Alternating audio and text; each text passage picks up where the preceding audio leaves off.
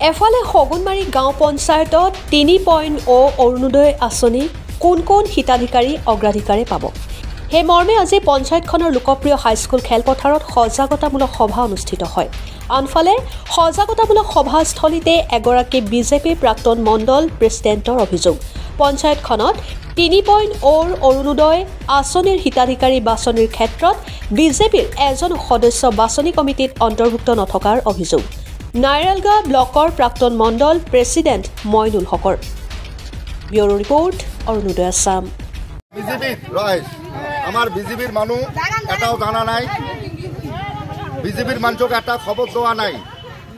মই আমার আকৌ একবার সিএম স্যারক অনুরোধ করিল সগুনবাড়ি জিপির নাইরালগা ব্লক সগুনবাড়ি জিপির কমিটিটো পুনংভাবে আরেকবার অনুরোধ করিল যাতে নতুন করে কমিটিটো আমার বিজেপি মানুষজন পায় আমরা এটা চাই। আমার বিজেপি আমরা বিজেপি তো আমরা আমরা বিজেপির পরে একটা সদস্য বিচারে ওটা একটা থাকবো মহিলা লাগিব তো মহিলা নাই সকলো বিলাকে পুরুষ ফেলে তো না আমরা চিরকাষ্টের মানুষ যদি না পাই তাহলে এটা খারাপ হয়ে যাবে। চিরকাষ্টের মানুষের যদি আমরা কিছু পাই নাই কিছু পাই নাই আমার বিজেপির পরে এটাও পাওয়া নাই, বিজেপির পরে সদস্য হব লাগে এইটো আপোনালোকৰ দাবী। নমস্কাৰ, মোৰ নাম মইনুল হক।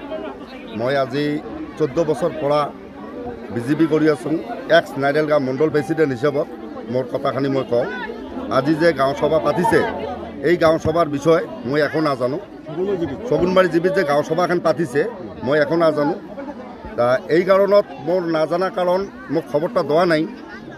এমৰা কিবা প্লেনিং ষড়যন্ত্ৰ কৰি আমাৰ যে ইয়াত গাঁও সভাখন কৰিলে 10টা ওয়াৰ্ড আছে ইয়াত আৰ আমাৰ 7টা বুথ আছে, আমাৰ 7টা বুথ প্ৰেসিডেন্ট আছে। এটা 7টাৰ ভিতৰত এটা বুথ প্ৰেসিডেন্ট আমাৰ বিজেপিৰ বুথ প্ৰেসিডেন্ট, এটাও জানা নাই কিয়ৰ কাৰণত কি মিটিং হৈ আছে কি কৰি আছে। এই কমিটিখন কোনে বানাইছে মই নাজানো। তা মই আমাৰ সিএম স্যাৰ ডাঙৰীয়াক অনুৰোধ কৰিলোঁ যাতে আমাৰ এই কমিটিখন সগুনবাড়ি জিপিৰ কমিটিখন পুলংভাবে অনুৰোধ কৰিলোঁ যাতে কমিটিখন ৰিসাফল কৰি আৰু নতুন কৰি আমাৰ কমিটিখন যাতে বানে যায় নাইৰালগা ব্লকৰ সগুনবাড়ি জিপিখনৰ। মই আমাৰ সিএম স্যাৰক অনুৰোধ জনালোঁ। মই আজি এক্স মণ্ডল প্ৰেছিডেণ্ট নাইৰালগাৰ হৈ মই একো নাজানো খবৰটো। আমাৰ যে 7টা বুথ প্ৰেছিডেণ্ট আছে, উত্তম দাস আছে, আমাৰ কিছে আছে, ফজত আছে, হবিবুৰ ৰহমান আছে আৰু মহিবুল হক আছে, এইবিলাক একো নাজানে। এইটো গাঁও সভা কি মিটিং কৰিলে মই নাজানো। ডিচি তাৰ পৰা বোলে কি কমিটি হৈ আহিছে, ইউডিএফে কি বনাইছে মই নাজানো। এই ভিতৰত মই আমাৰ সিএম স্যাৰক অনুৰোধ কৰিলোঁ যাতে সগুনবাড়ি জিপিখন যাতে পুলংভাৱে কমিটিখন সিদ্ধান্ত কৰি বানে আমাক দেয়, আমি তাত কাম কৰিম। কাক আহ্বান জনাইছে আপুনি? মই সিএমক অনুৰোধ কৰিলোঁ। সিএম কোন হয়? সিএম আমাৰ হেমন্ত বিশ্ব শৰ্মা ডাঙৰীয়া।